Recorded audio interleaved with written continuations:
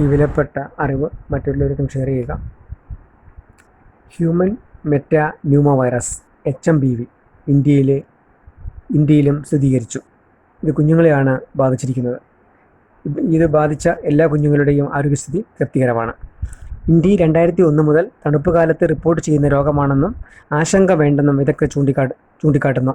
കേരളത്തിൽ കഴിഞ്ഞ വർഷം 20ഓളം പേർക്ക് HMPV സ്ഥിരീകരിച്ചിരുന്നുവെന്ന് സംസ്ഥാന ആരോഗ്യവകുപ്പ് അറിയിച്ചു. രോഗം സ്ഥിരീകരിച്ച കുഞ്ഞുങ്ങൾക്ക് വിദേശയാത്രാ പശ്ചാത്തലമില്ല.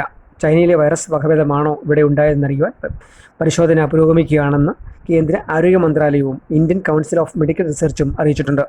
ലോകാരോഗ്യ സംഘടനയുടെ മുൻ ചീഫ് സയൻറ്റിസ്റ്റ് ഡോക്ടർ സൗമ്യ സ്വാമിനാഥൻ്റെ അഭിപ്രായത്തിൽ വളരെ ചെറിയ തോതിൽ ശ്വാസകോശ അണുബാധ ഉണ്ടാക്കുന്ന വൈറസാണ് HMPV എന്നും പേടിക്കേണ്ട കാര്യമില്ല എന്നുമാണ്.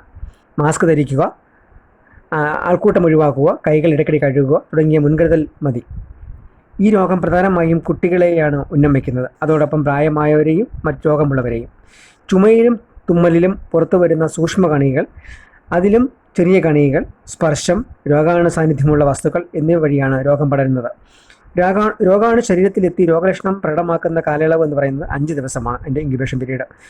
ലക്ഷണങ്ങൾ: പനി, ജലദോഷം, ചുമ, തൊണ്ടവേദന, ക്ഷീണം, വിഷമകരമായ ശ്വസനം തുടങ്ങിയവയാണ് പ്രാഥമിക ലക്ഷണങ്ങൾ.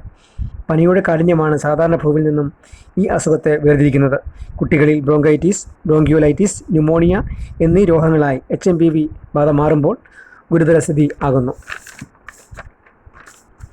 ഇതേ കാഠിന്യാവസ്ഥ തന്നെയാണ് പ്രായമായവരിലും പ്രതിരോധശേഷി കുറഞ്ഞവരിലും മറ്റു രോഗമുള്ളവരിലും HMPV സൃഷ്ടിക്കുന്നത്.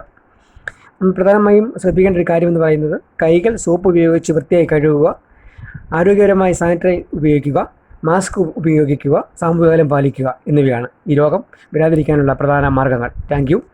ഇതൊക്കെ